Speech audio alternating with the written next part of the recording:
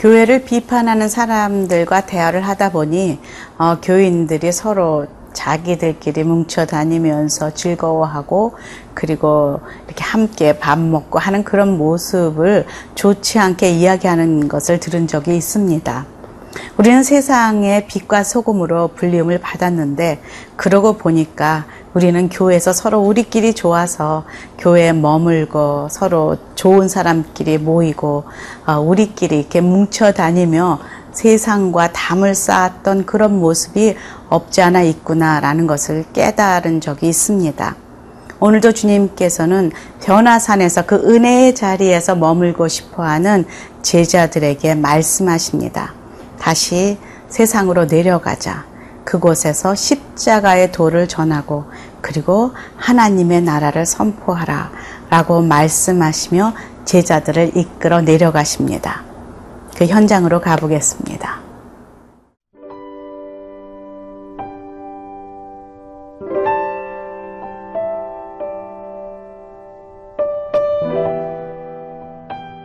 마가복음 9장 1절에서 13절 말씀입니다.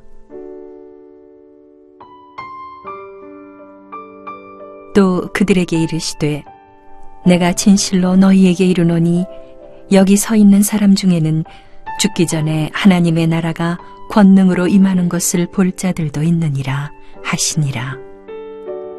엿새 후에 예수께서 베드로와 야고보와 요한을 데리시고 따로 높은 산에 올라가셨더니 그들 앞에서 변형되사 그 옷이 광채가 나며 세상에서 빨래하는 자가 그렇게 희게 할 수 없을 만큼 매우 희어졌더라.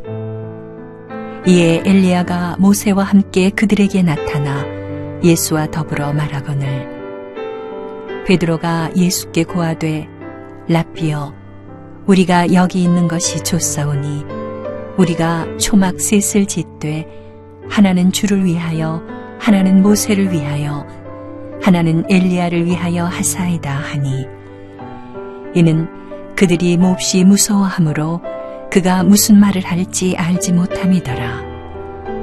마침 구름이 와서 그들을 덮으며 구름 속에서 소리가 나되 이는 내 사랑하는 아들이니 너희는 그의 말을 들으라 하는지라.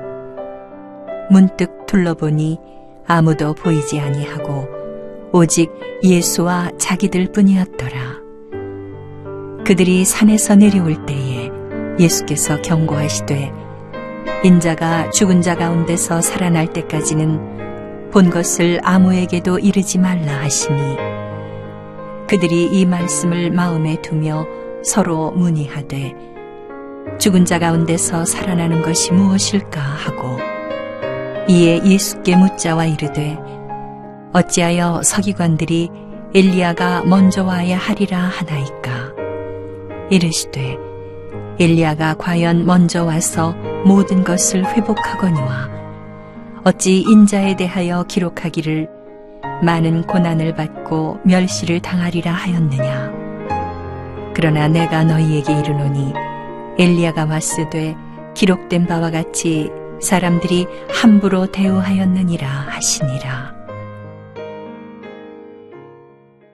계속해서 제자들에게 십자가의 도를 가르치시는 예수님은 오늘도 베드로와 요한과 야고보를 데리고 산으로 이끌어 가십니다.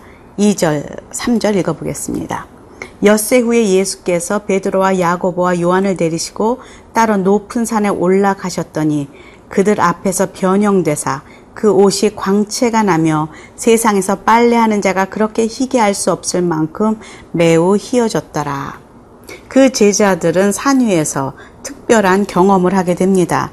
병자를 고치시고 기적을 베푸시는 예수님은 보았지만은 그들 앞에서 성자 하나님의 모습으로 거룩하고 신성한 빛나는 모습을 하신 예수님을 처음 접하게 된 것입니다. 예수님은 사오정과 같은 제자들에게 계속해서 가르치시고 설명하시고 예수님이 이 땅에 왜 오셨는지, 지금 어느 길로 가시는지 라고 계속 말씀하고 계시고, 이 시간 또 그들에게 예수님이 누구신지를 보여주시며 시청각 교육을 하고 계십니다. 포기하지 않으시는 예수님, 계속 알아듣지 못하는 이 제자들을 향하여서 끊임없이 주님의 사랑과 인내로 이들을 가르치시는 예수님을 보면서 한편 위로가 되기도 합니다. 왜냐하면 이 제자들의 모습이 바로 우리의 모습이기 때문입니다. 훗날 그렇지만 이 제자들은 초대교회를 이끌어가는 대사도로 많은 사람들에게 십자가의 메시지를 전하는 삶으로 어떻게 그 십자가의 고난의 길을 가야 하는지, 그리고 자신의 삶을 어떻게 주님의 그 앞에 드리는 삶을 살고 있는지 모범을 보인 특별한 교부들로 서게 되죠. 지금은 아직 보여지지 않지만, 아직은 믿음이 없는 것 같고, 아직은 뭔가 어리석은 것 같지만, 우리 주님께서는 제자들의 지금의 모습을 보지 않고 먼 미래 변화되는 그 사람들의 모습을 바라보시는 그 믿음의 눈을 오늘 우리들이 갖기를 소원합니다. 나의 자녀를 바라보면서, 나의 절대로 변하지 않는 남편이나 가족들을 바라보면서 하나님께서 그들을 만지시고 고치시고 그리고 역사하실 그 훗날을 바라보면서 믿음으로 인내하고 사랑으로 기다리는 그 주님의 마음이, 주님의 시각이 오늘도 우리에게 필요하구나라는 것을 묵상하게 됩니다. 이들 앞에 나타난 또 두 사람이 있습니다. 4절에 보니까 이에 엘리야가 모세와 함께 그들에게 나타나 예수와 더불어 말하거늘. 구약의 두 대표적인 인물입니다. 모세는 율법을 대표할 수 있는 그런 인물이라면 선지자를 대표하는 인물로 엘리야가 나타나 지금 예수님과 천상회의를 하고 있는 그 장면입니다. 누가복음은 그들이 무슨 이야기를 하였는지를 구체적으로 기록하고 있습니다. 누가복음 9장 31절에 보면 영광 중에 나타나사 장차 예수께서 예루살렘에서 별세하실 것을 말할세. 이제는 얼마 되지 않아서 예수님께서 잡혀서 예루살렘에서 죽으실 것임을 암시하는 내용을 서로 이야기하고 있다라는 것을 우리 누가복음을 통해서 깨달을 수가 있습니다. 구원 역사를 이루시기 위해서 오신 그 예수님, 그 십자가는 온 인류를 구원하시기 위한 하나님 아버지의 뜻이요, 또 죽음을 통해서 부활의 승리를 이루는 영광의 길이 바로 십자가의 길입니다. 그런데 제자들은 또 그 십자가의 길을 가려고 하는 예수님의 발목을 잡고 있는 것이죠. 5절 볼까요?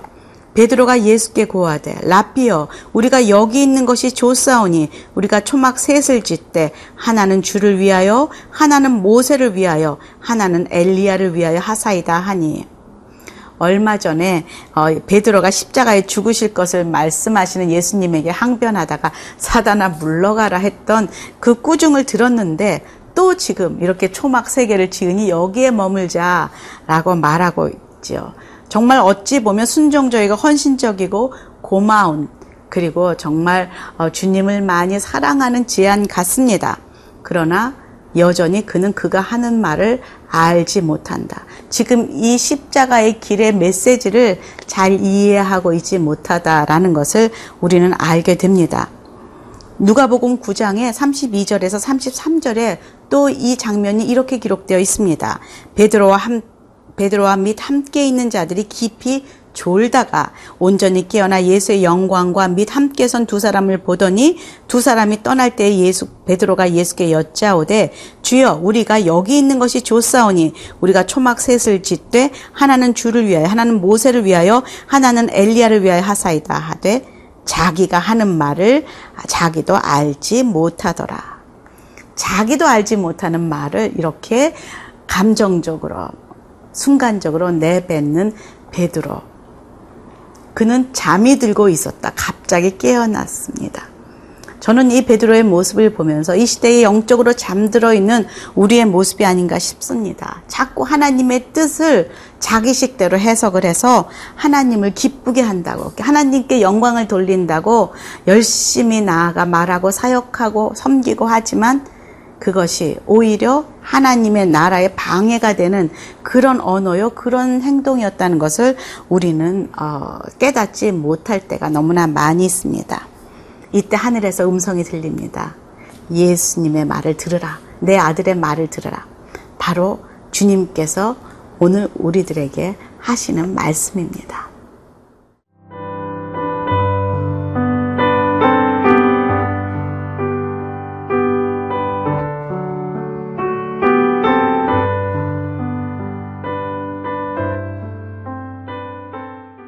아직도 십자가의 도, 그 죽음의 메시지를 잘 이해하지 못하고 헷갈려하는 제자들에게 예수님은 변화산에서 일어났던 모든 일들을 침묵하라 말씀하십니다. 부활할 때까지 침묵하라 라고 말씀하십니다. 9절입니다. 그들이 산에서 내려올 때 예수께서 경고하시되 인자가 죽은 자 가운데서 살아날 때까지는 본 것을 아무에게도 이르지 말라 하시니, 도대체 예수님께서는 왜 자꾸 죽는다고 하실까? 하나님의 아들 메시아이신데, 또 유대인들을 로마에서 속박해서 구해주실 그런 군주 왕으로 오신 분 아니신가?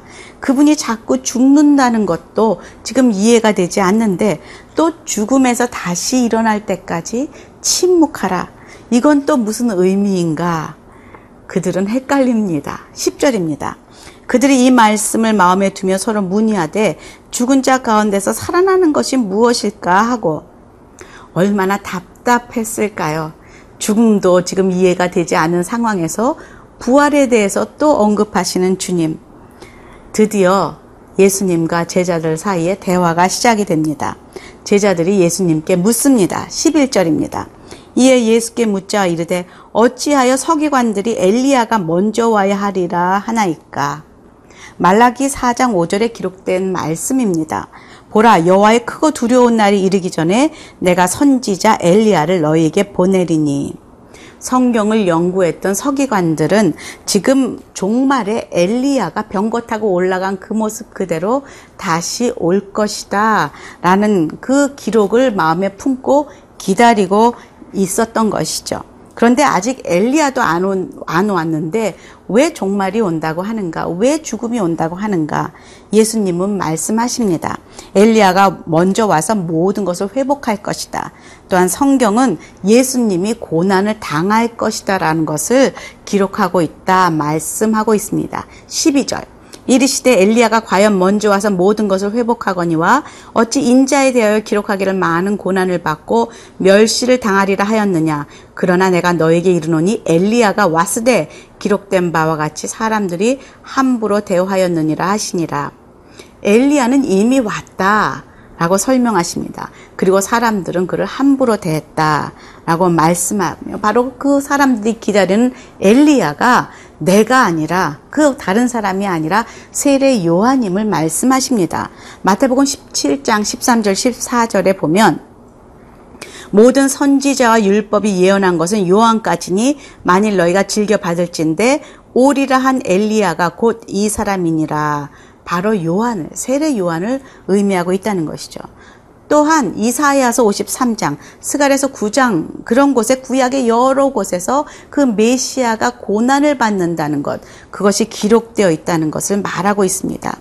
신약의 문을 여시는 예수님께서 구약에 이미 자신에 대하여 기록되어 있는 것을 지금 제자들에게 말씀하고 있습니다. 함부로 대하는 그 사람들, 예수님을 십자가에 못 박혔고 세례 요한은 그 헤롯에 의해서 목 잘림을 당하는 그런 고통 속에서 죽음을 당했다는 것, 함부로 대함을 받았다는 것. 지금 제자들과 그 대화 속에서 예수님은 무엇을 지금 말씀하려고 하시는 것인지, 바로 십자가의 고난은, 십자가의 길은 죽음이다 라고 말씀하고 계십니다. 세상에서는 그것이 육의 죽음일지라도, 세상에서는 그런 죽음이 상당히 미련하게 보일지라도, 또 세상에서는 비참하다 라고 말할지라도 그 십자가 뒤에는 부활이 있다, 기적이 있다 라고 말씀하고 있는 것이죠. 영광을 앞에 둔 그런 고난은 이미 승리다 라고 말씀하고 계십니다. 우리 그리스도인들은 다 십자가의 길을 걷는 사람들입니다. 그래서 지금은 고난의 길을 갈지언정, 지금 우리가 십자가의 좁은 길을 갈지언정, 우리의 그 결승점은 해피엔딩이다. 거기에는 영광이 기다리고 있다 라는 것을 주님 오늘도 우리에게 말씀하십니다. 함께 기도하겠습니다. 하나님 감사합니다. 오늘도 변화산의 그 사건을 통하여서 주님의 십자가와 부활과 그리고 하나님의 그 메시지를 선포하시는 주의 음성을 듣게 하시니 감사합니다. 고난의 십자가 뒤에 오는 그 부활의 영광을 오늘도 바라보면서 믿음으로 승리하는 하루 되게 도와주시옵소서. 예수님 이름으로 기도합니다. 아멘.